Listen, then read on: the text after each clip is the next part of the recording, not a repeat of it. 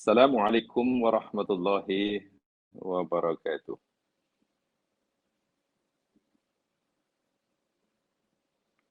Alhamdulillah wa syukru lillah wa la hawla wa la quwwata illa billah.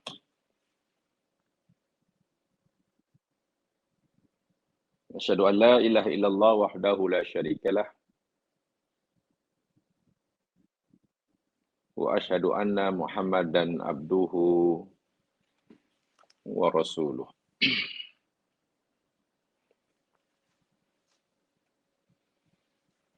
Allahumma salli ala Muhammad wa ala ali Muhammad.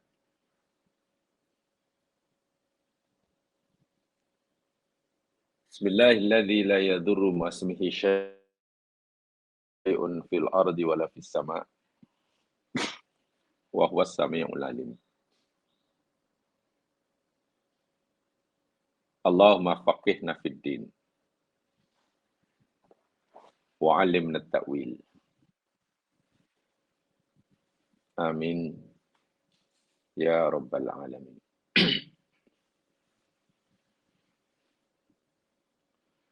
Jemaah yang dirahmati Allah sekalian, alhamdulillah dapat kita lagi sekali menyambung meneruskan kajian kita kaitan dengan tafakkur ulul albab.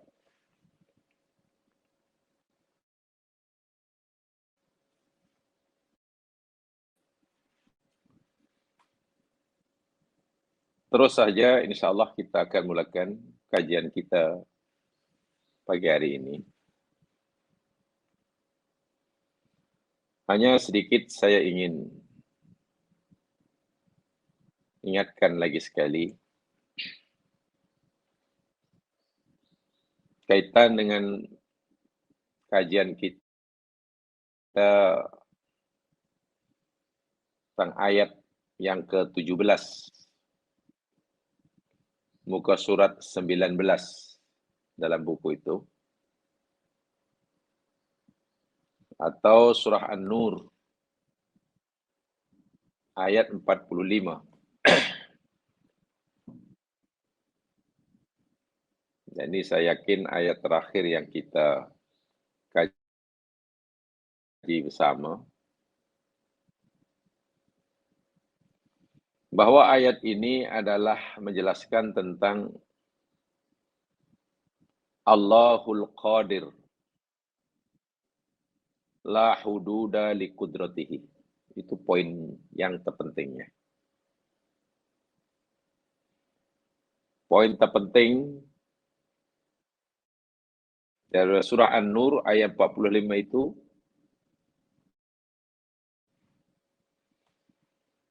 Allah nak memberitahu kita, sekaligus kita disuruh meyakininya dan seterusnya merasakannya, bahwa Allah itu maha berkuasa dan kekuasaannya tidak ada limit. Tidak ada had. Unlimited.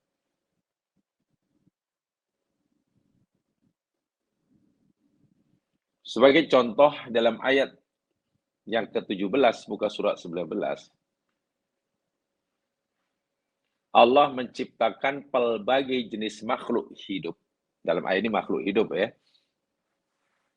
Walaupun dalam ayat yang lain segala ciptaannya. Dengan pelbagai bentuknya, pelbagai karakternya, pelbagai sifatnya,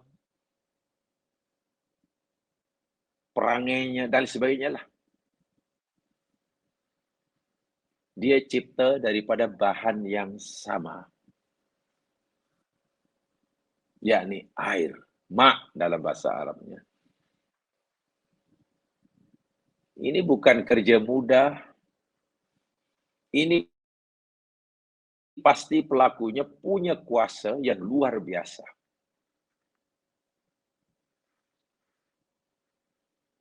Ambillah satu contoh, katakanlah sebagai analogi. Kalau kita lah jemaah sekalian, dengan kemajuan teknologi yang kita kuasai hari ini, disuruh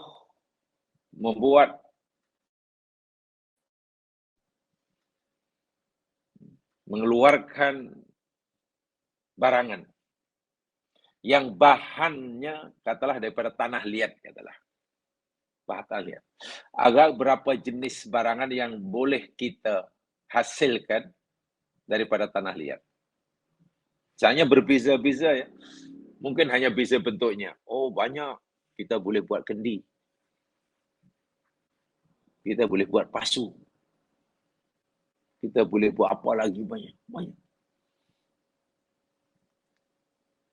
Hanya istilah namanya saja. Tapi semua tengok bahannya sama dan rupanya pun sama. Kendi yang terbuat daripada tanah liat dengan pasu sama dilihat. Tak ada bezanya. Masih sama-sama kelihatan sebagai tanah liat. Kan? Masih sama-sama lihat. Tapi coba. Allah Subhanahu wa taala menciptakan segala sesuatu dalam segala hidup daripada mak. Dari mak jadilah kita. Dari mak Allah ciptakan hayawan. Subhanallah. Hayawan binatang pula dengan pelbagai jenisnya. Sifatnya. Perangainya. Bentuknya.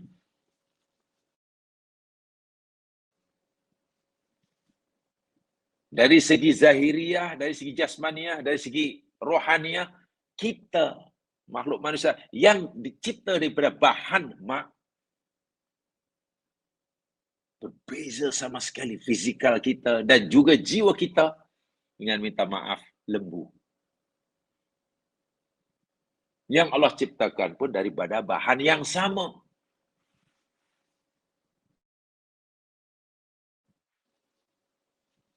Yang Allah ciptakan diri kita. Dan tak nampak. Tak nampak kan kalau bukan kerana Allah memberitahu kita, ya Mas Kilan. Siapa agak-agak manusia yang boleh menjawab, mengucapkan dengan pasti. Oh, bahawa asal-usul lembu, asal-usul binatang itu, asal-usul ular, bahan asal katak, bahasa Melayu itu adalah mak. Coba, siapa yang boleh beritahu? Kalau bukan kerana Allah beritahu. Tak ada tanda-tanda dari mak. Dan apakah Allah Subhanahu wa taala kuasanya hanya terhad menciptakan sesuatu ciptaan yang hidup daripada mak setakat yang telah wujud ini sahaja? Jawapannya tidak. La hududa. Liqudrati. Jika Allah menghendaki boleh menciptakan makhluk hidup dengan jumlah yang mungkin berjuta, berbilion daripada bahan yang sama. Inilah kuasa Allah. Yang kudratnya la hududa. La hududa li kudratihi. Ini poin penting sekali. Poin kedua penting dalam ayat ini. Kalau segala sesuatu yang mewujud tercipta daripada bahan yang disebut mak, walaupun istilah mak itu mungkin pemahaman yang diberikan oleh ulama-ulama agama mungkin berbeza dengan pemahaman penafsiran yang diberikan oleh para saintis. Apa makna mak itu? Dan pasti berbeza sekali lah dengan pahaman kita sebagai orang awam. Katalah pertanyaan sama. Saya nak tanya pada kamu semua, tuan-tuan dan puan-puan, menurut kamu apakah yang disebut mak itu? Ya, kalau kita orang awam jawapannya, mak adalah air lah. Itu air yang kita minum, yang kita masak, buat sup, buat mandi, buat basuh. Itulah mak. Itu jawapan kita orang awam.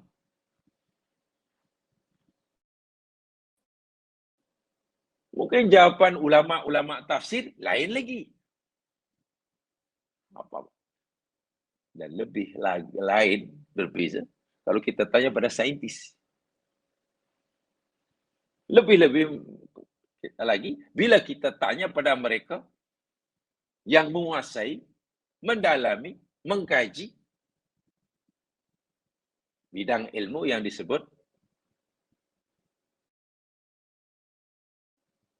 kosmologi. Lagi jawapan kita, iya ke? Mak tu macam itu. Tak apalah. Itu hanya perbezaan pemahaman. Yang pasti Allah beritahu kita daripada mak. Mak itu apa?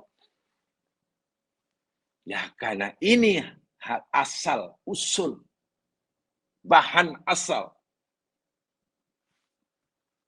yang Allah ciptakan segala makhluk hidup.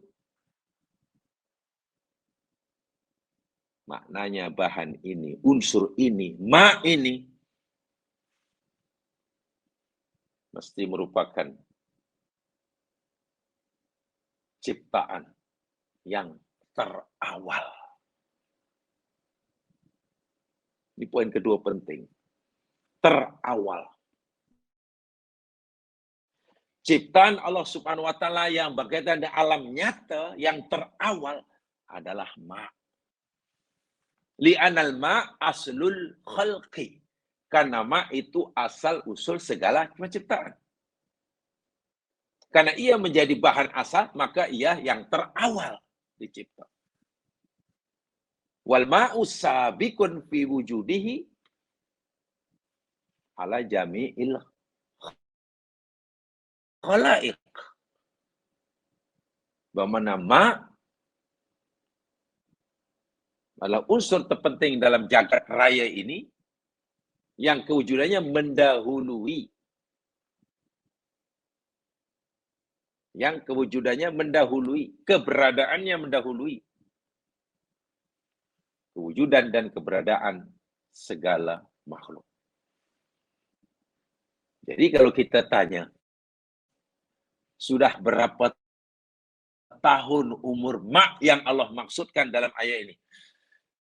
Tak tahulah, berbilion tahun. Sudah berbilion tahun. Ini mak dalam pengertian saintifik ya. Walaupun kemudian mak dapat ya sehari ya kita yang kita kenal H2O itu lah. Yang kita kenal sebagai H2O itu.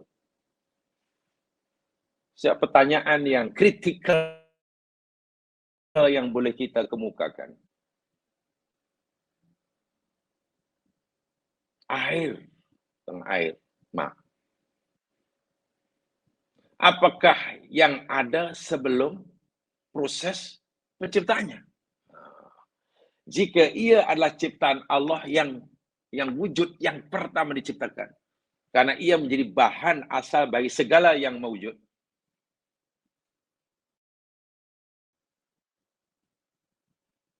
Lalu apa proses penciptaan sebelum kewujudannya? Bukankah air yang kita kenal hari ini yang diajar oleh cikgu dahulu? Yang gabungan daripada atom hidrogen dengan atom oksigen. Dua atom hidrogen disatukan dengan satu atom oksigen. Jadilah H2O yang baru kita kenal sebagai mak ini. Mak dalam pengertian sekarang lah. Baru terbentuk. Dan ini baru wujud. Ya mungkin bilion tahun yang lalu. Yang saat itu tidak ada atom apapun di alam semesta. Yang memang belum terwujud. Tidak ada satu atom apapun sebelum terwujud.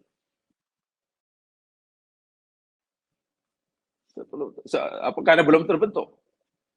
Apalagi air. Yang ada hanyalah, nah ini dia, lautan energi istilahnya. Saya kurang pasti jamaah menggunakan istilah apa. Kami dahulu belajar namanya lautan energi. Subkosmos namanya. Sebagai subkosmos, subkosmik. Kosmik sub. yang disebut sebagai kosmos itu. Ia adalah leburan dari dimensi ruang dan waktu yang masih belum mewujud. Leburan daripada ruang dan waktu, leburan daripada space dan time yang belum mewujud. Namanya subkosmos. Lautan energi.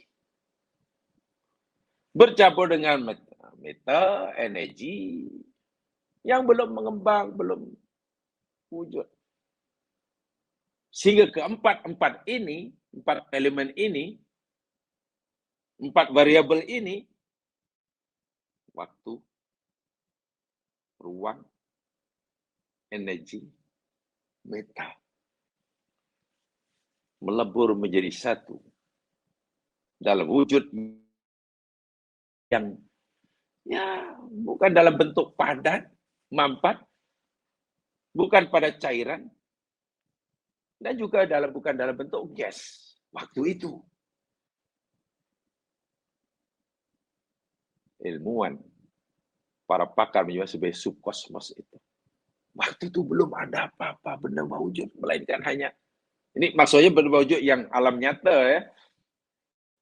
Alam fisik ini, bukan yang ada di alam gaib. Kalau di alam gaib, dalam hadis Nabi, yang dicipta Allah yang pertama kan kolam. Makhluk yang Allah cipta yang pertama dalam berkaitan dengan alam yang gaib, kolam. Ini alam yang nyata, apa namanya nih? Alam fisik ini, bukan yang di metafisik. Bukan yang di metafisik. Dan itu Masya Allah. Hanya beberapa saat, bahkan hanya sekian, sepersejuta sekian saat, barulah mula wujud atom pertama. Ya, disebut atom hidrogen.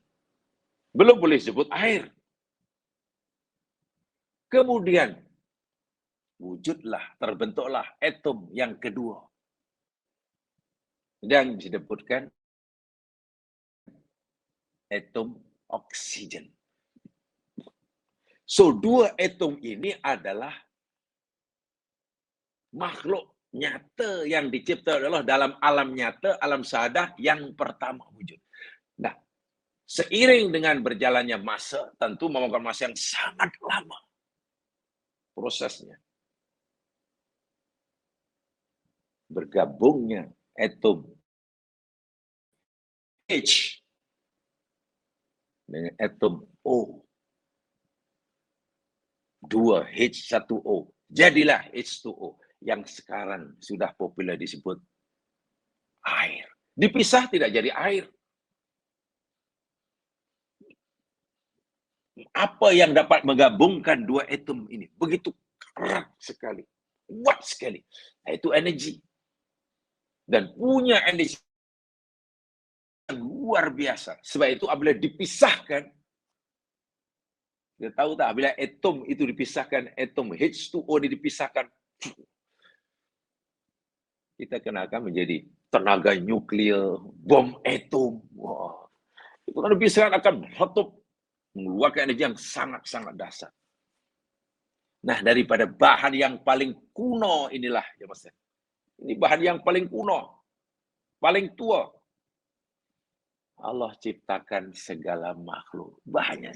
Artinya, kepelbagian makhluk Allah seperti kita, manusia, binatang, yang macam-macam ini. Kalaulah kita tarik ke belakang kepada 1000 tahun sebelumnya, 1000 tahun sebelumnya, 1 bulan sebelumnya, akhirnya kita jumpa pada unsur yang sama.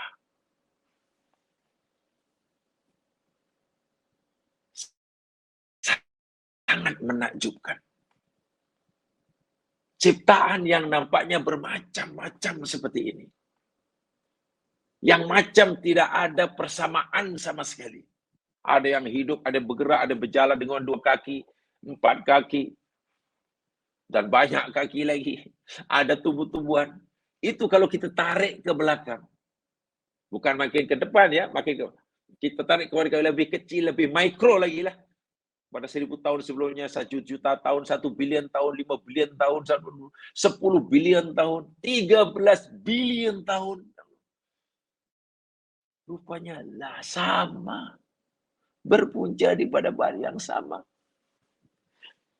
Jadi, kalau kita nak buat alur, susur, galur, segala macam sama. Gunakan bahasa awam, tok nenek moyang kita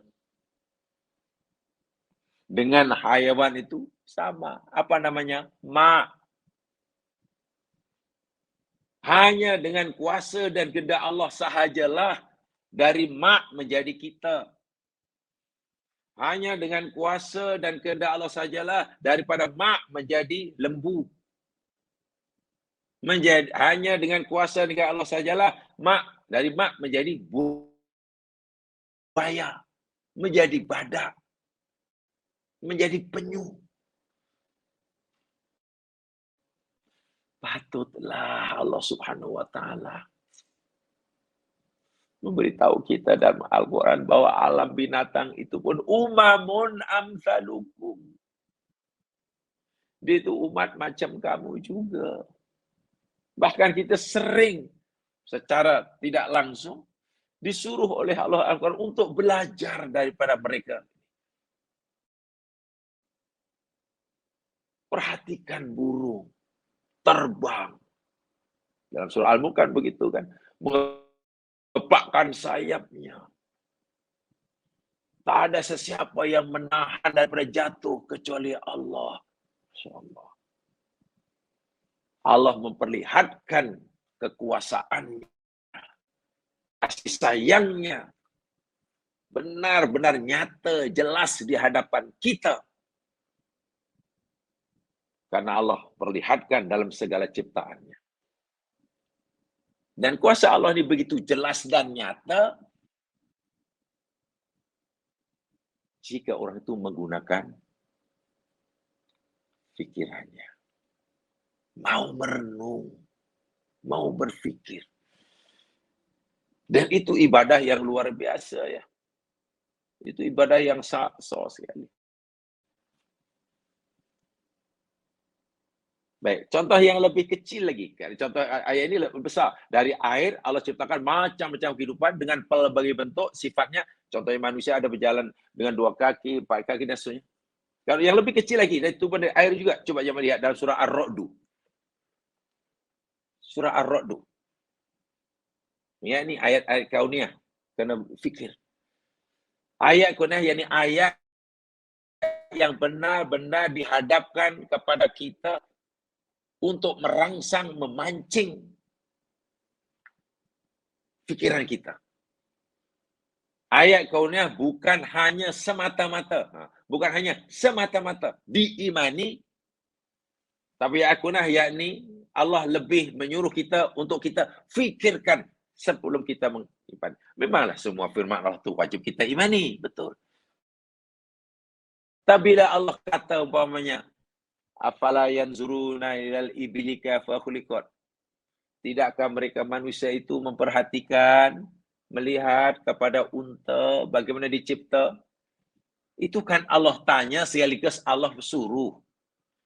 Allah suruh kita memikirkan unta. Karena dalam diri unta itu Allah tunjukkan segala kekuasaannya. Kehebatan Allah Subhanahu wa taala. Itu kan perintah itu. Tiba-tiba kita kata, ya Allah, amantu billah, amantu bik.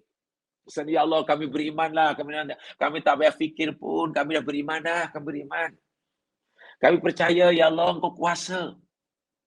Allah bukan suruh kita begitu saja percaya, mengimani. Allah suruh kita beriman akan kekuasaannya berdasarkan kefahaman. Itu yang kalau ayat kauniyah kita hanya kami beriman. Ya susahlah. Bila anugerah akal, otak ya Allah anugerahin, kita manfaat. Lainlah kalau ayat itu ayat berkaitan alam gaib. Ayat surga, ayat neraka, ayat akhirat. Itu benda yang gaib, ya sudah. Sami'na wa amantu billah. Kami beriman. Nih, nabiku pernah aku panggil. naik ke alam yang paling tinggi hingga Sidratul Muntaha, ya sudah aman tuh. Maka tak diberi kemampuan untuk memikirnya. Karena memang ayat itu bukan untuk difikirkan. Untuk terus diimani begitu saja. Tapi bila ayat berkaitan dengan, kamu tak tengok itu unta. Bagaimana aku ciptakan. Kamu tak tengok bagaimana itu gunung aku tinggikan. Kamu tak pernah nampak itu. Macam mana air aku turunkan. Ya bila Allah tanya begitu, yang maknanya menyuruh, kita disuruh memikirkannya. Karena bila kita dapat memahaminya, iman kita semakin kuat. Semakin kukuh. Coba ayat ini. Tidak cukup kita hanya kata, kami beriman ya Allah, kami tak mau susah-susah lah. Kami dah yakin kau maha kuasa, sudahlah. Kenapa pula kau suruh kami berfikir-fikir dulu? Kami dah yakin dah. Bukan begitu. Lihat surah Ar-Ra'd ya, ayat 8. Ar-Ra'd ayat 8.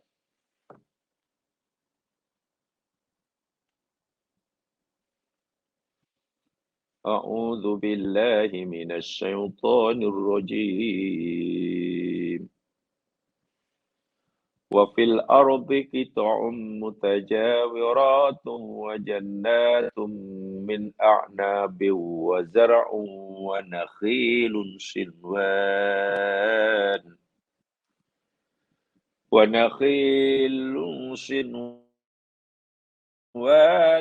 وغير صنوان يسقى بماء واحد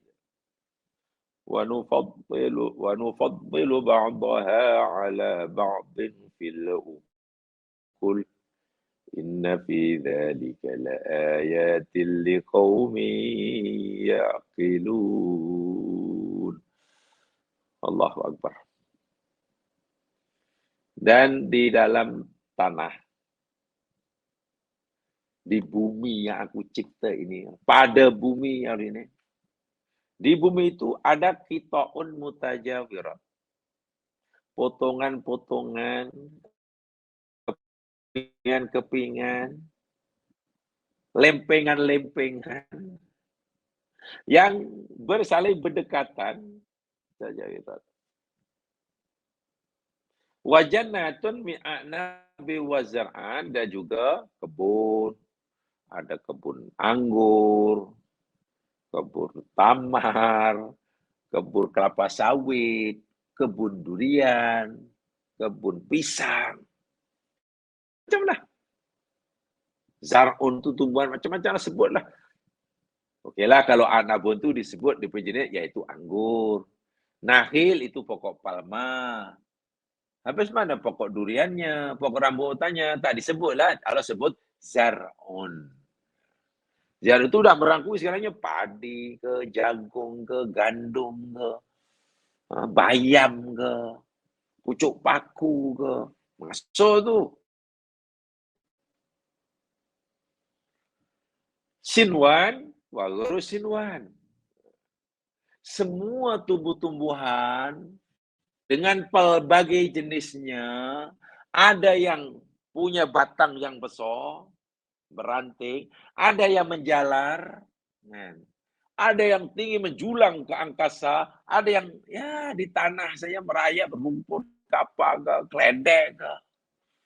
Ada yang buahnya di rantingnya, ada yang buahnya dalam tanah, ada yang di pokok dia, bentuk buahnya pula macam-macam. Jagung contohnya tersusun rapi biji dia. Kacang tanah macam tu, padi macam tu, durian sebiji-biji, kelapa macam ni. Tengok, diatur oleh Allah. Bahkan ada yang pelik lain, gajus. Gajus. Bijinya pula di luar. Yang lain di dalam tu. Macam mana boleh macam-macam ini? Macam. Allah kata apa? Yusqa bima'i wahid. Semua pelbagai tumbuh-tumbuhan yang macam-macam warnanya, rasanya, bentuknya, dan lain sebagainya itu disiram. Yusqa itu disiram, diberi air. Bima'in wahid, dengan air yang sama. Allah Akbar. Petaninya sama, tanahnya sama-sama, airnya sama, bajanya sama, mataharinya. Matahari penting bagi kelangsungan hidup, kehidupan dunia sama. Setelah tumbuh, biji yang kita boleh menjadi tumbuh yang bermacam-macam bentuknya, rasanya, dan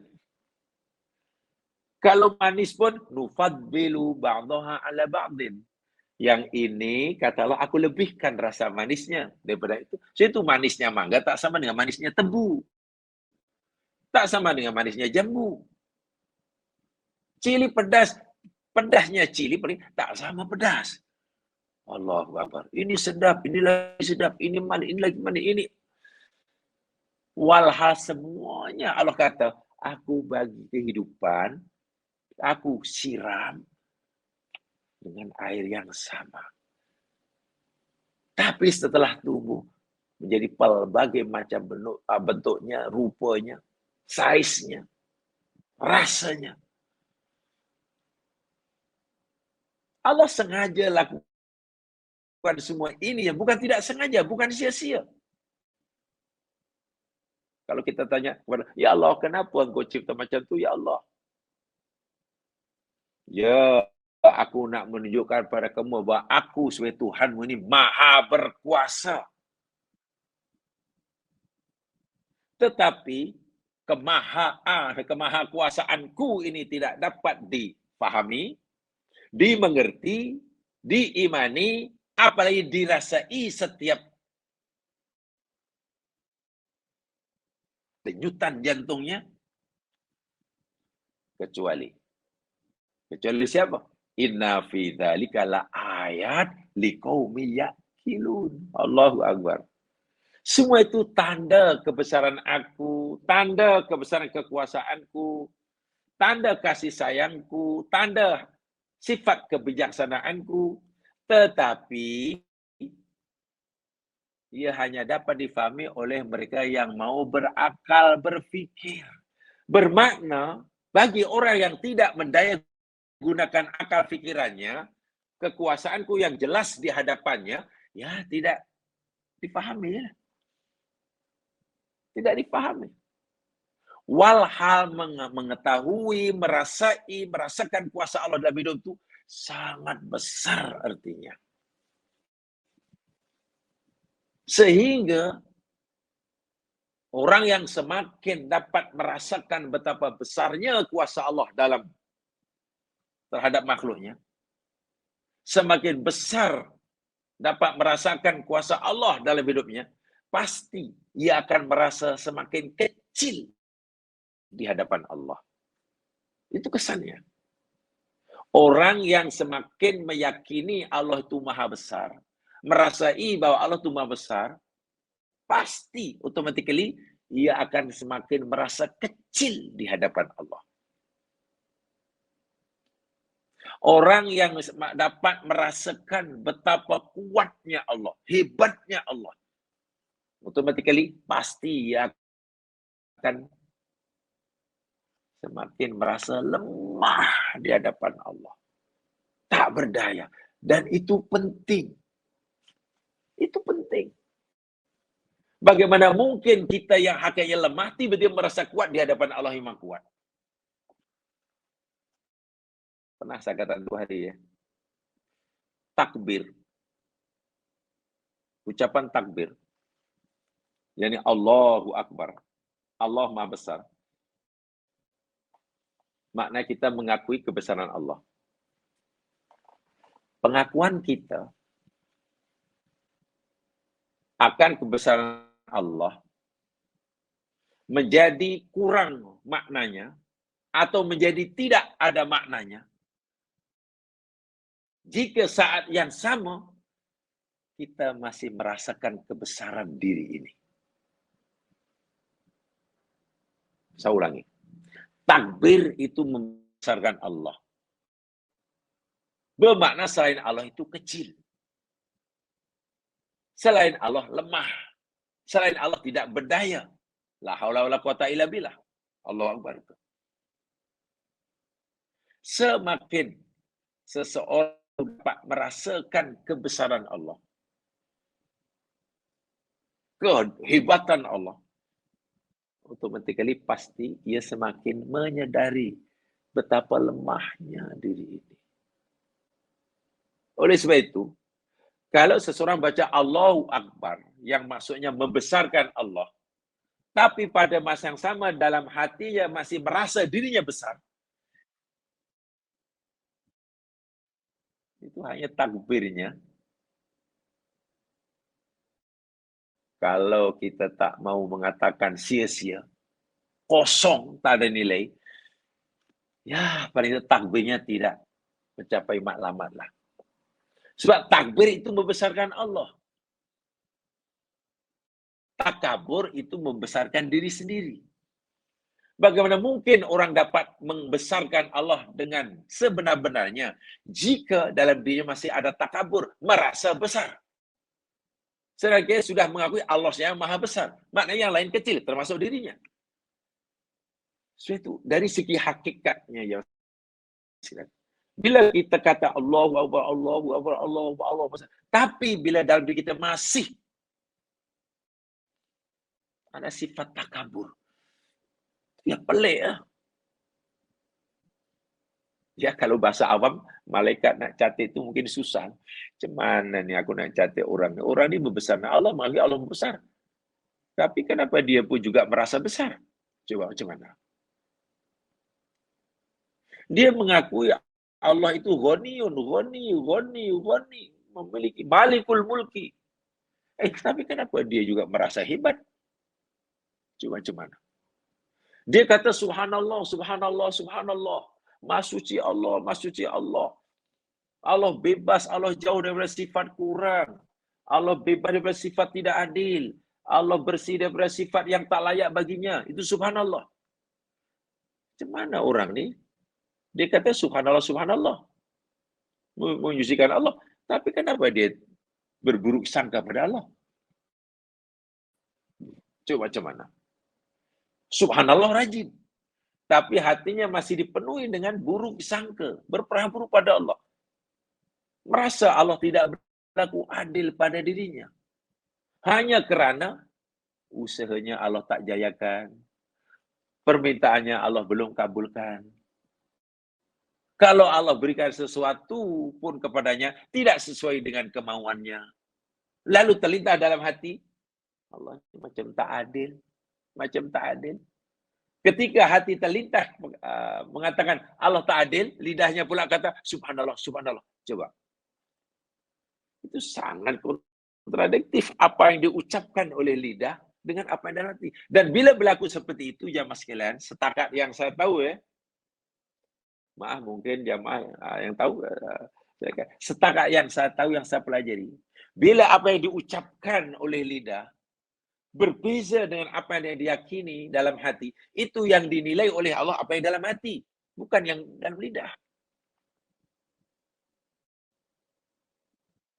Orang munafik mengakui Nabi Muhammad itu utusan Allah. Asyhadu annaka Rasulullah. Itu orang munafik. Ya, kami bersaksi engkau ada utusan Allah. Betul itu yang diucapkan oleh munafik. Tapi dalam hati mereka menolak kerasulan Nabi. Mana yang dinilai oleh Allah, yang diterima oleh Allah? Yang dalam hati. Kamu bukan orang-orang mengakui. Bukan. Itulah jadi, bila sini kata subhanallah, tapi di sini masih ada buruk sangka. Sini kata Allahu Akbar, tapi dia masih ada sifat membesarkan diri. Yang dinilai yang di dalam hati, bukan yang zahir. Bagaimana cara menghilangkan perasaan merasa hebat, merasa kuasa, merasa segala-galanya lah. Yakini dan rasakan kebesaran Allah. Dan Allah ni maha pemurah, maha penyayang. Allah memperkenalkan dirinya, Allah memperkenalkan zatnya, keagungannya, kasih sayangnya, kehebatannya itu kepada kita setiap saat dalam minitnya. Setiap menit dalam jamnya. Melalui apa? Melalui alam ciptaannya. Contohnya dalam ayat ini. Coba kalau kita baca ayat yang dahsyat ini dengan sepintas lalu itu saja. Bumi ini aku cipta berkeping-keping. Tidak sama yang sini dengan sini. Tidak sama. Yang sini subur, yang sini subur. Yang di sini sesuai sekali. Untuk kamu tanam durian. Di sini sangat sesuai untuk kamu tanam rambutan. Di sini tamar hidup. Di sini tamar tak hidup tapi tak buah. Macam ya sama-sama tanah. Sama-sama bumi, tapi kenapa ada pokok tertentu yang hanya boleh hidup di tempat tertentu dan tak boleh hidup tapi tak boleh di tempat yang lain. Apa bezanya? Apa bezanya ya? Kenapa itu subur, kini itu subur, kenapa itu subur, nah itu namanya tanah itu ada qita'un mutajawiran. Hidup, dan hidupnya itu semuanya disiram oleh air yang sama. Setelah tumbuh menjadi tumbuhan yang pelbagai bentuknya, pelbagai warnanya, rasanya, buahnya, dan Allah kata itulah kuasa aku. Aku sengaja tujuan pada kamu, seakan-akan Allah kata begitu, supaya kamu ini dapat meyakini, selalu merasakan kuasa aku, bahwa kamu ini dikuasai. Kamu bergerak, aku yang menggerakkannya. Kamu ingat karena aku kehendaki kamu ingat. Kamu tahu karena aku yang memberitahu kamu. Kamu boleh bercakap karena itu kehendak aku. Masya Allah. Kamu dikuasai bukan menguasai. Kamu dimiliki bukan memiliki. Bila itu disedari, mana ada ruang dalam hati untuk merasa itu, merasa ini, rasa itu. Tapi kuasa Allah yang walaupun sangat nyata ini, ya tidak dapat dipahami kecuali kata Allah, kecuali kaum yang berakal. Kecuali kaum yang berakal. Baik. Sebenarnya, Masya Allah, saya pernah melihat ayat ini ya Mas Kalian, dan yang serupa dengannya tentang air inilah. Allah cahaya sekali bilang dengan air, Allah bergantung daripada air, segala sesuatu cipta daripada air kami juga sekalian hidup, bermenair.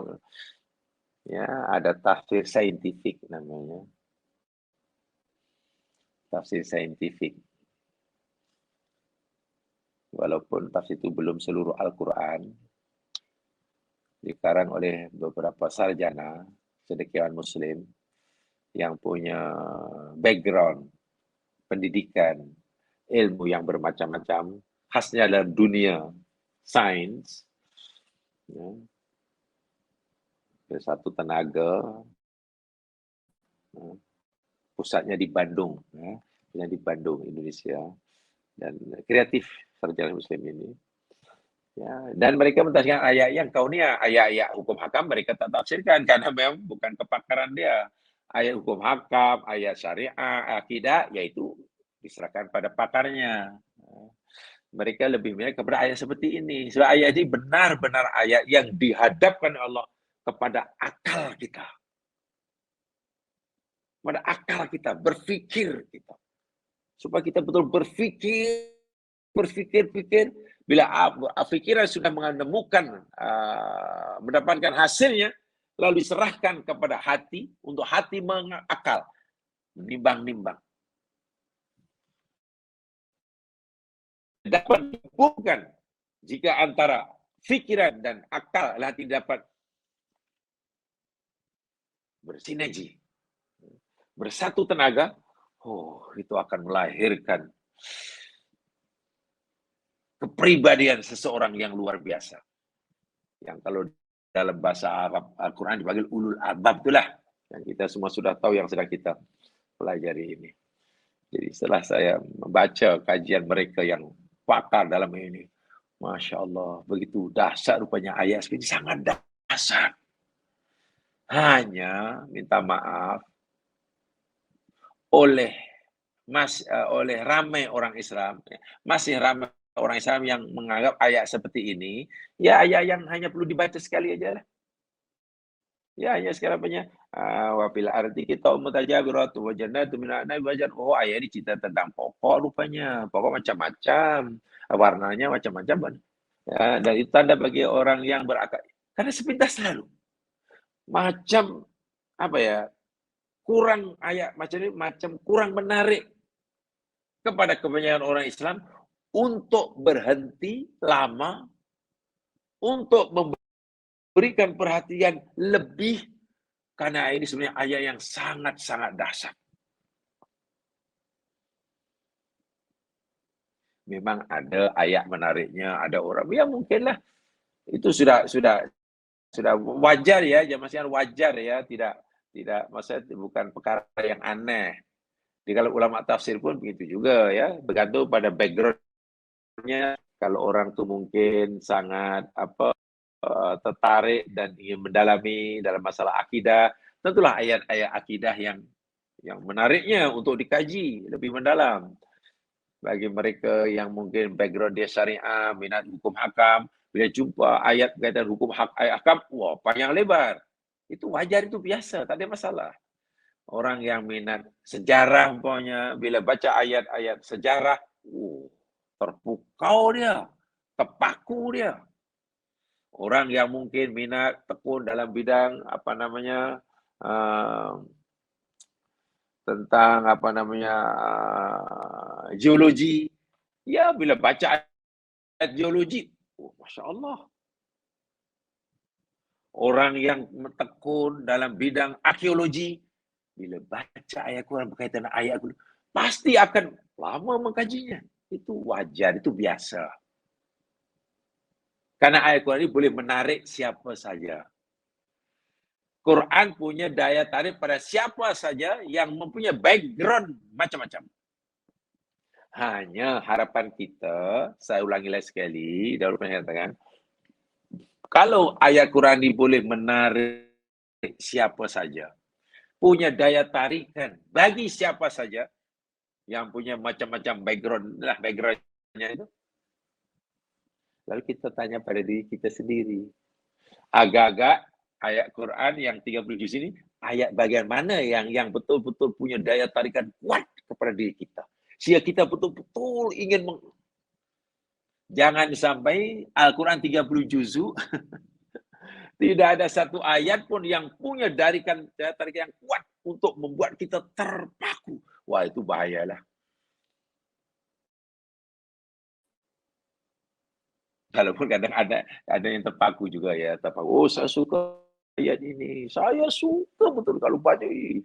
Rasanya kalau satu hari tak baca ayat ini, itu baguslah, tertarik dengan ayat itu. Tapi pada masalah tertariknya bukan secara ilmiah. Dia tertarik karena ayat itu hanya dijadikan sebagai azimat. Dijadikan sebagai azimat, sebagai jampi. Oh, bagus. Sebab ini orang tu kata kalau kita dibaca 3 kali satu nafas setiap malam apa, kita akan mudah, lancar rezeki kita. Sakit perut kita akan hilang. Ada orang minat Quran hanya dijadikan jampi. Ya, saya tidak tahulah. Ya, kepahaman manusia. Cara orang Islam memperlakukan Al-Quran ini memang pelik. Macam-macam ya mas sekalian. Tapi ya, kalaupun dalam Islam ini ada namanya ya Atibun Nabawi ya, Quran itu syifa, tapi nampaknya sarjana Islam dahulu ya tidaklah memberikan tumbuhan yang lebih terhadap Al-Quran sebagai jampi. Ya, kalau kamu baca ayat ini akan jadi ini, hanya sebenarnya ya itu perlu ditingkatkan lah. Ya, perlu ditingkatkan. Jadi saya rasa itu, saya tolong cari sendiri ya, ayat seperti ini tolong dicari gali sendiri. Ya, baca buku-buku yang mungkin boleh membantu kita menambahkan pemahaman kita tentang ayat ini. Sebab benar-benar sangat menarik. Pasti kita akan merasa tiba-tiba hati tergetar. Yang boleh menggetarkan hati ya mas sekalian. Jadi ayat yang memang ditujukan oleh Allah kepada kita untuk menggunakan akal dan hati. Hati-hati. Jadi ayat-ayat kauniyah. Oke. Baik, sekarang ayat yang berikutnya masih cerita tentang air. Ayat yang ke-18. Coba lihat. Ayat yang ke-18 muka surat 20.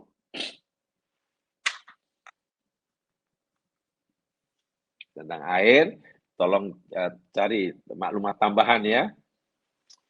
Supaya kita tahu semuanya lah. Kalau daripada air memang betul lah. Sekarang pun sudah disahkan. Saya pernah dengar sarahan Dr. Zakir Naik. Dr. Zakir Naik yang pernah memberikan talk tentang Al-Quran bisa sign apa kalau tidak salah. Bisa ya Al-Quran bisa sign modern kan, modern sign ya kalau tidak salah itu. Beliau menjelaskan bahwa air memiliki peranan yang sangat penting dalam proses pembentukan sel. Bayangkan. Yang merupakan satuan organisme terkecil dalam kehidupan kita. Air punya peranan yang sangat penting dalam proses pembentukan sel. Di mana sel itu merupakan satuan organisme yang terkecil dalam kehidupan. Bahwa bahan dasar satu buah sel itu, atau yang disebut sebagai sitoplasma ya, sitoplasma, 80% lebih itu terdiri pada air. Kalau dalam diri kita, katalah ada 70 triliun sel, orang yang beratnya 70 kg, mana lebih kurang 70 triliun sel lah. Bila setiap satu sel itu 80%-nya daripada air, 80%. Lalu bila orang berat badannya itu 80 kg, 70 kg, ya 80 lebih lah ya, air. Jadi kalau dimampatkan, ya Allah, mungkin tinggal seberapa lah. Masya Allah. Sehingga air bukan komponen utama terpenting daripada bahan-bahan organik. Ada yang menyatakan 5 hingga 90% dari berat makhluk hidup terdiri daripada air. Sampai begitu sekali. Orang itu namanya Baptista van Helmont. Baptista van Helmont, tak tahu orang mana nih namanya Baptista van Helmont. Dia pernah kajian dia. Air merupakan komponen utama dari bahan organik 50 hingga 90% daripada berat makhluk hidup di bumi ini daripada air. Tak mengagumkan macam mana? Adakah maklumat-maklumat saintifik yang Allah tunjukkan pada kita hari ini? Bercanggah dengan maklumat yang Quran beritahukan firman Allah atau bahasa mudahnya? Mungkinkah apa yang Allah firmankan berbeza, maklumat yang Allah firmankan berbeza dengan apa yang Allah ciptakan? Jawabannya tidak mungkin. Bila Allah berfirman seperti itu tentang ciptaannya, maka hakikat ciptaannya yang ia firmankan itu pasti seperti itu juga. Karena Al-Quran firman Allah, alam dan isinya adalah ciptaan Allah. Mana mungkin yang dikatakan lain, yang dicipta lain. Sehingga ada guru tafsir saya dulu mengatakan, kebanyakan tafsir Al-Quran yang kamu baca itu ada di alam semesta. Saya masih ingat. Dr. Samsul Arifin pernah kata begitu. Kebanyakan tafsir maksud ayat Quran yang kamu kaji, kamu baca itu ada di alam semesta. Kalaupun sudah ada dalam buku tafsir, itu yakni ringkasan, kutipan daripada alam semesta. Dipahaman. Itu tidak mungkin orang dapat mengenal Al-Quran dengan sempurna tanpa ada ilmu pengetahuan tentang alam semesta. Karena ayat-ayat tentang alam semesta sangat-sangat banyak. Baik, jemaah sekalian. Sekarang ayat yang ke-18, surat 20. Yang tidak ada bukunya, lihat surah Al-Furqan, ayat 54. Al-Furqan 54. Masih cerita tentang air ya. A'udzu billahi minasy syaithanir rajim.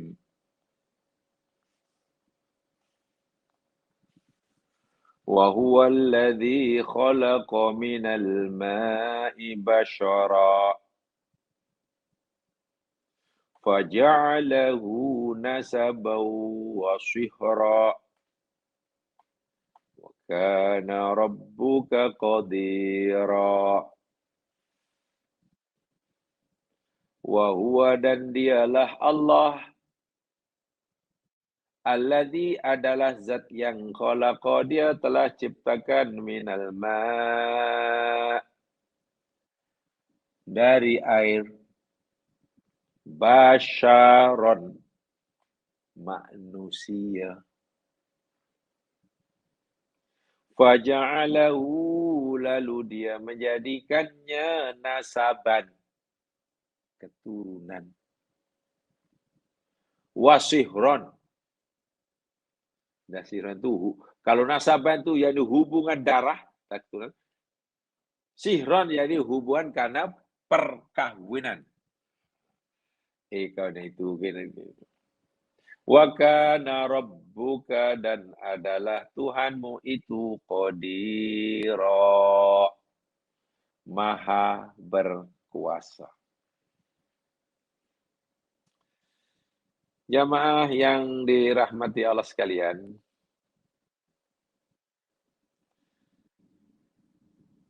mungkin ada yang masih ingat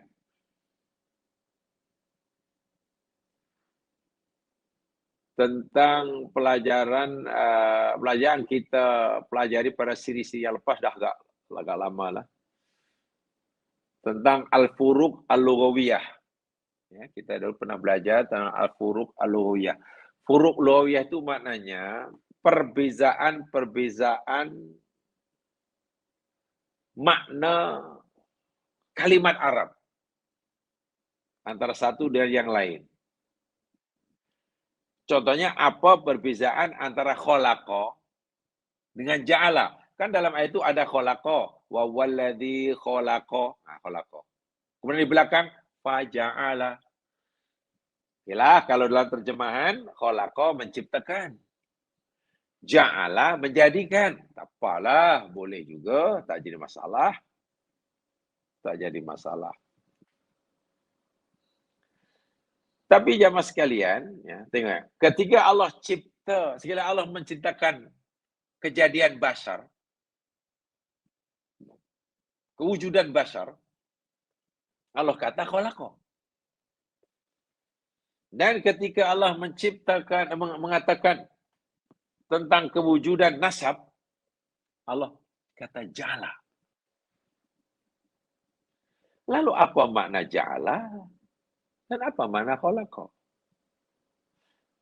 Satu di antara perbezaannya, kata ahli bahasa, ini berkaitan dengan furuq al-lughawiyah ya.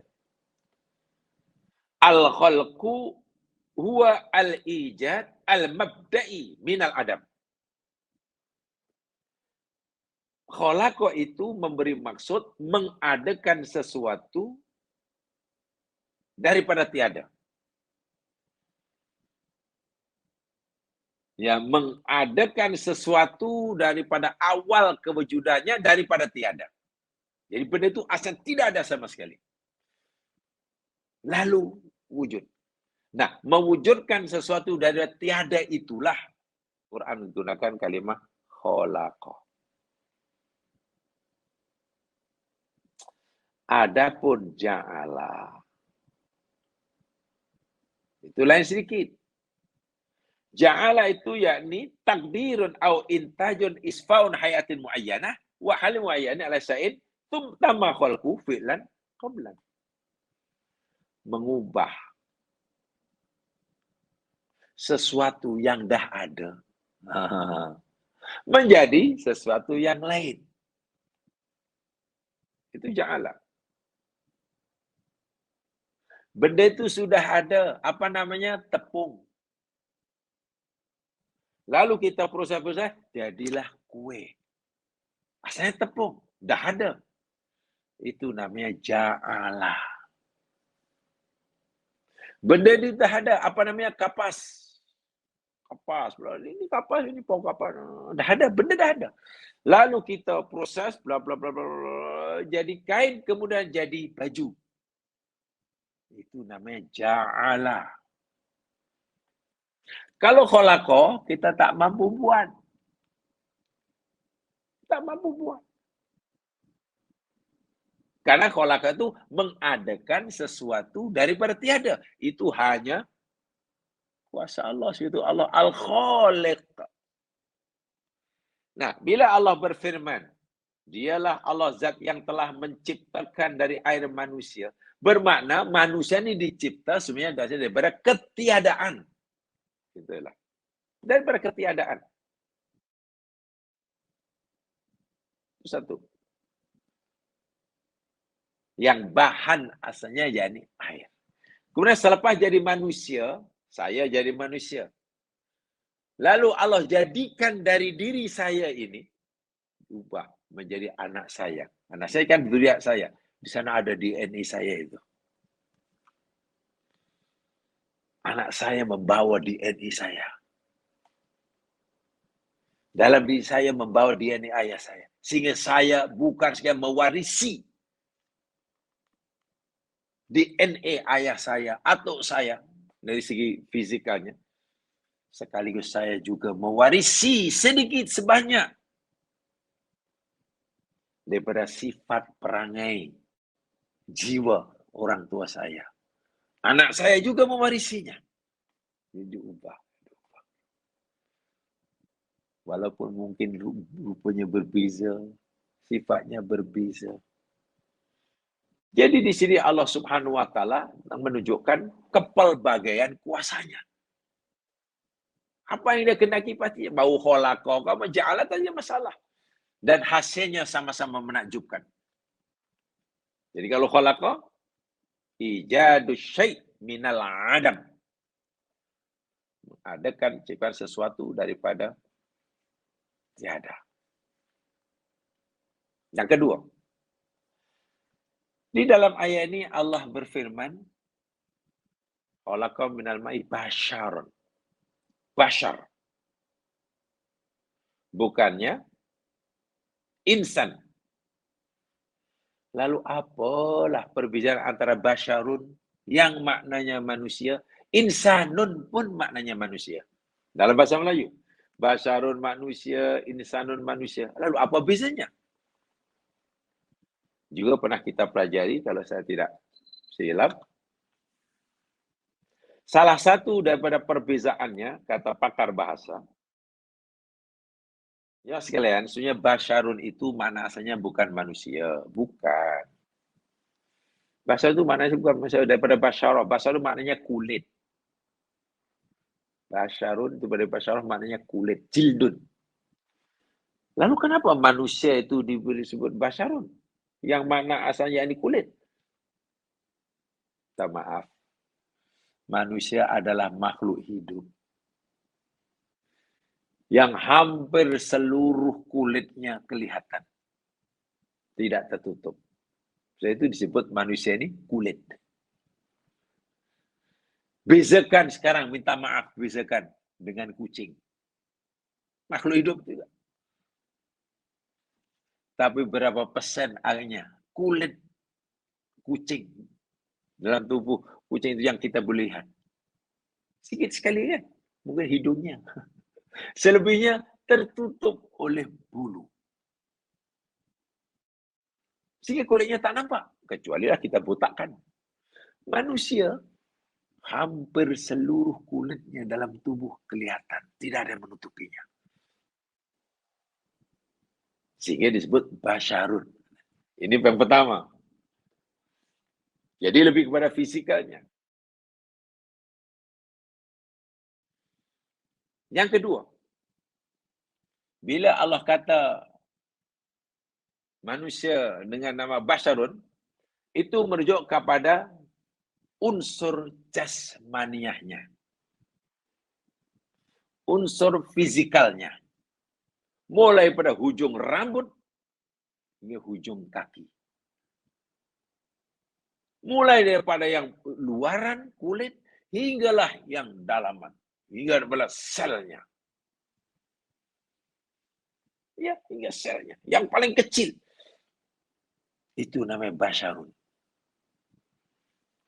Adapun insanun, itu unsur rohaniahnya. Unsur jiwanya. Yang kita tak tahu di mana tempatnya, tercipta daripada apa. Sebab manusia kan ada unsur jasmani, ada rohaninya. Nah, yang unsur rohaninya itu disebut insan. Yang boleh sedih, boleh percaya, boleh suka, boleh benci. Itu insannya. Sebab itu bila Allah Subhanahu wa taala memerintahkan sesuatu untuk dilakukan, atau bila Allah SWT melarang sesuatu untuk ditinggalkan, Allah tak tujukan perintah dan larangannya ini kepada bashar. Karena bashar tak boleh buat. Sebenarnya taklif Allah akan tujukan kepada insan. Atau kadang nas, contoh. Ya ayuhan nas, u'budu rabbakum. Wahai sekalian manusia. Nas tu insan lah. Sembahlah oleh kamu akan Tuhan kamu.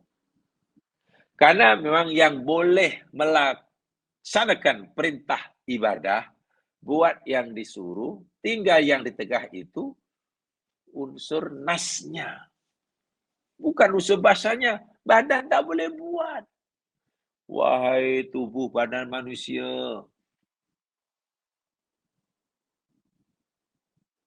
Taatilah Allah, taatilah Rasul. Tak boleh buat. Kalau mereka boleh berbuat itu, yakni ittirori, dipaksa oleh Allah. Yang punya pilihan untuk buat atau tak buat itu insannya. Suatu penilaian Allah terhadap kita, manusia. Bukan dinilai pada unsur basyariahnya, tapi dinilai pada unsur insaniyahnya. Saya ulangi. Penilaian Allah terhadap kita sebagai manusia, itu bukan daripada aspek basyariahnya, sebenarnya pada aspek insaniyahnya. Sebab daripada aspek basyariah sama-sama berasal dari air.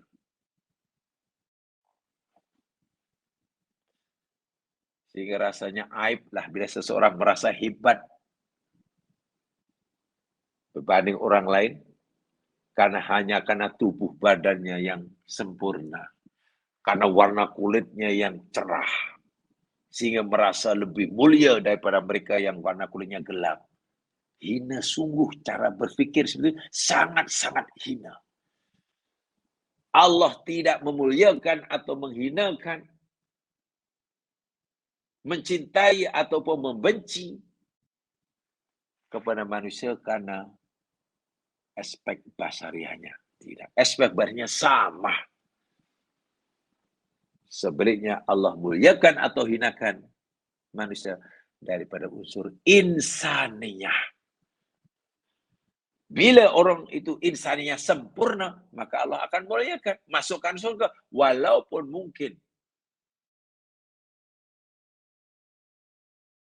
basariahnya cacat. Warna kulitnya hitam legam. Tak ada masalah. Atau mungkin buta, minta maaf. Ummi Maktum sahabat Nabi itu buta, masuk surga je mas kan. Bila berubah itu hitam. hamba abdi, masuk surga. Luqman yang namanya diabadikan oleh Al-Quran. Yang dia mendapat gelar Al-Hakim itu. Masya Allah, hitam. Dalam satu biografinya yang ya saya sempat membacanya. Hamba abdi, hitam, pendek. Bibir atas dengan bibir bawah sama tebal. Dan minta maaf. Sekali minta maaf ya. Dalam sejarah atau biografi. Tapak kakinya lebar. Bukan memanjang tapi lebar macam siapa. Kalau boleh kita tarik kesimpulan. Dari segi basyarinya, dari segi body zahirnya. Memang tidak menawan lah. Itulah maksudnya. Tak menawan lah. Kalau zaman sekarang memang tak adalah produk yang ingin menjadikannya duta produk. Tak adalah. Tapi tengok. Insaniahnya. Jiwanya. Luar biasa. Hatta wasiat dan nasihatnya kepada anaknya diabadikan oleh Al-Quran. Nasihatnya kepada anaknya diabadikan oleh Al-Quran. Mana ada manusia seperti itu? Kalau bukan manusia yang sangat dimuliakan oleh Allah. Adakah orang yang sangat lawa? Tidak. Dari si basariahnya. Minta maaf. Mungkin tidak ada orang menginginkan punya tubuh badan seperti itu. Tapi lagi sekali saya ulangi. Yang dinilai oleh Allah. Bukan dari unsur basyariah. Tapi dari unsur insaniah. Sebab unsur basyariahnya sama. Tak boleh. Tak ada manusia yang paling hebat atau merasa paling hebat pun tiba dia dicipta asal usulnya pada api, daripada mutiara. Tak ada. Semua daripada mak. Proses kejadiannya. Cara Allah menciptakannya. Di dalam rahim ibunya. Sama. Gimana nanti jadi orang miskin ke, orang kaya ke, rakyat biasa ke, jadi ketua negara ke. Orang mukmin, orang kafir ke. Proses tahapan-tahapan penciptaan ketika dalam perut ibunya sama. Ini dari segi basariahnya lah. Mengalami proses ini daripada nutfah daripada alaqah dan mudghah kemudian ya bertahap. So, paham ya? Gitu. Di sini Allah Subhanahu wa taala juga lagi sekali menunjukkan kekuasaannya yang tanpa had. Dia boleh menciptakan apa saja yang dia kehendaki. Yang dia kehendaki. Ya contohnya ayat ini. Ada yang orang punya hubungan antara A dan B karena darah keturunannya, nasab namanya. Ada orang antara A dan B yang punya hubungan kekeluargaan bukan karena nasab tapi karena perkahwinan. Hubungan karena perkahwinan pun kan namanya ada hubungan suami dengan istri. Itu bukan hubungan nasab.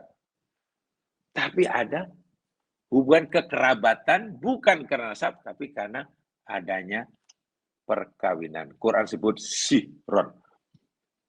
Musaharah. Nah, namanya musaharah. Jamaah sekalian, ada yang mengatakan bahwa ayat ini erat kaitannya dengan Ali bin Abi Thalib. Nabi Muhammad dan Ali bin Abi Thalib. Ada yang memahami begitu. Hubungan kekerabatan antara Nabi dengan Fatimah Az-Zahra, jadi hubungan nasab lah. Hubungan nasab. Kan putrinya. Hubungan Nabi dengan Ali bin Abi Thalib Atau juga lebih tepatnya dengan Fatimah Zahra, hubungan kekerabatannya yakni karena musyawarah. Karena musyawarah. Walaupun mungkin ya, karena belum ada data. Belum ada data atau mungkin dulu tak sempat mengambil DNA-nya. Ya pastilah dalam diri Fatimah Zahra, pastilah ada bersama DNA dengan Rasulullah SAW. Kan putrinya. Tapi apakah ada agak DNA dalam Ali dengan Aisyah apa Fatimah sama? Kan mungkin tidak sama. Tapi mereka ada hubungan kerabat. Artinya kekerabatannya diikat karena adanya musyawarah perkahwinan. Di sini Allah memberitahu kita satu pengajaran, hubungan kekerabatan itu paling tidak ada dua ini. Satu, karena nasab. Dua, karena musyawarah perkahwinan. Kenapa ini penting? Ini kalau dikaitkan dengan hukum hakam. Kalau dikaitkan hukum hakam, jadi juga.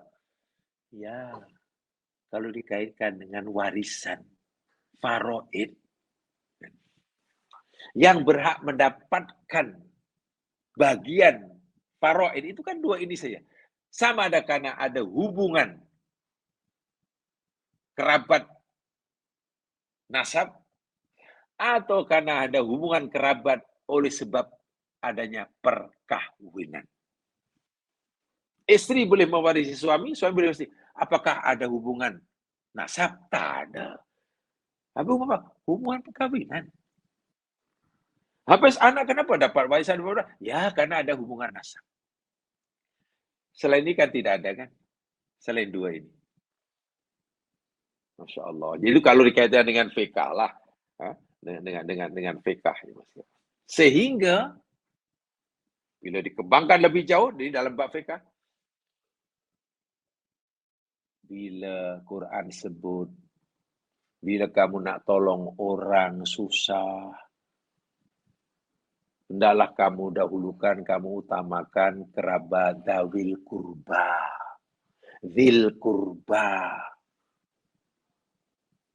Contohnya zakat wajib. Maka berikanlah yang berhak kepada yang berhak, dan orang yang berhak itu hendaklah kita utamakan mereka yang punya hubungan kerabat dengan kita. Salahnya mereka layak ya. Ini bukan kroni ya. Kroni. Saya berkira layak ya mungkin karena miskin. Jika ada adik-beradik yang ada hubungan nasab dengan kita, miskin, bagi dia. Itu lebih utama. Atau mereka yang berhubungan dengan kita kerana perkahwinan tadi. Itu bila dikaitkan dengan pengamalan syariah. Alah, panjang itu cerita. Tapi tak apalah. Ini cerita tentang ulul albab ya. Jadi saya tidak menjelaskan atau menggabungkannya ke lebih itu. Lebih itu. Karena tadi saya sebut, ayat ini ada yang memahami. Ia diturunkan berkaitan dengan keluarga Nabi SAW. Dan Ali bin Abi Thalib, suami kepada Fatimah Az-Zahra, putri Nabi. Itulah kan. Di mana Ali itu yakni anak kepada bapa saudara Nabi. Ali itu kan anak bapa saudara Rasulullah. Kan sepupu dengan Rasulullah. Sementara Fatimah itu putri kepada Rasulullah. Maka, ya, ada hubungan kekerabatan antara Nabi dengan Ali bin Abi Thalib. Ya, bolehlah hubungan kerabat karena adanya nasab. Karena istrinya itu putrinya. Dan boleh jadi ada hubungan kerabat karena adanya hubungan perkawinan. Jadi erat sekali. Ali lagi. Kalaupun katalah Ali tidak menjadi menantu Nabi, masalah dia kan sepupu. Kan dekat juga tuh nama sepupu. Sepupu itu karena kan sama atuk dia kan. Atuknya sama. Atuk Rasulullah dengan atuk Ali kan sama. Muhammad bin Abdullah bin Abdul Muttalib. Sama. Ali siapa? Ali bin Abu Talib bin Abdul Muttalib. Sama. Jadi kalau di zaman sekarang katalah kalau hari raya itu jumpa di rumah atuk semua tu. Cuma tahu tu masih sangat erat sekali. Sangat erat sekali. Itu kata dalam tafsir Al-Qurtubi itu ya, sebenarnya itu dalam tafsir Al-Qurtubi sudah dijelaskan seperti itu. Dan Allah nyatakan dalam penutup ayat itu, dan adalah Tuhan itu maha berkuasa. Jadi cara Allah mengembangkan manusia yang asalnya dicipta daripada ketiadaan. Tentulah manusia pertama Allah cipta daripada ketiadaan. Manusia yang kedua dicipta dari perantaraan. Gitu ya. Manusia yang pertama diciptakan oleh Allah dari ketiadaan. Diadakan dari ketiadaan. Daripada siapa? Kalau dia tak ada bapak, tak ada mak. Adapun yang selepasnya Allah ciptakan melalui perantaraan. Melalui perantaraan siapa? Ada mak dia, ada ayah dia, kemudian ada cucu karena ada ini putu nasab. Adakah berkembangnya manusia hanya karena darah keturunan? Juga tidak. Tuh. Karena nak kawin dengan yang punya hubungan darah kan tidak boleh. Kawin dengan orang lain. Akhirnya makin banyak, makin banyak. Dan makin banyak itu, Masya Allah, peranginya berbeza, dunia berbeza, macamnya berbeza. Tapi kalau kita tarik ke belakang, lah rupanya sama. Sama-sama daripada air. Masya Allah. Tauhid itu begitulah. Akhirnya kalau kita, kalau bahasa yang mudah ya, kalau kita telusuri alam semesta ini, kita tarik ke belakang, berasal daripada satu. Semuanya satu. Semuanya berasal daripada benda yang satu. Menunjukkan bahwa yang mencipta adalah satu. Alam ini berasal dari yang satu, semuanya berbeda dari yang satu. Bukti bahwa penciptanya adalah satu. Esa, Tauhid, Ahad, Wahid. Dan itu bukti yang tak dapat dibantah oleh siapapun. Bagi mereka yang punya akal yang berpikir, pasti akan mengakuinya. Pasti akan membenarkannya. Jadi Allah menunjukkan keesaannya, kekuasaannya, kebijaksanaannya melalui ciptaannya. Syaratnya difikirkan, direnungkan. Ya, Mas sekalian, itu saya sampaikan. Mudah-mudahan diberkati. Subhanakallahumma bihamdika. Asyhadu an la ilaha illa anta astaghfiruka wa atubu ilaik. A'udzu billahi minal as. Innal insana fi khusr illa alladziina aamanu wa bis-shalihat tawassaw bil haqq wa tawassaw bis sabr. Assalamualaikum warahmatullahi wabarakatuh.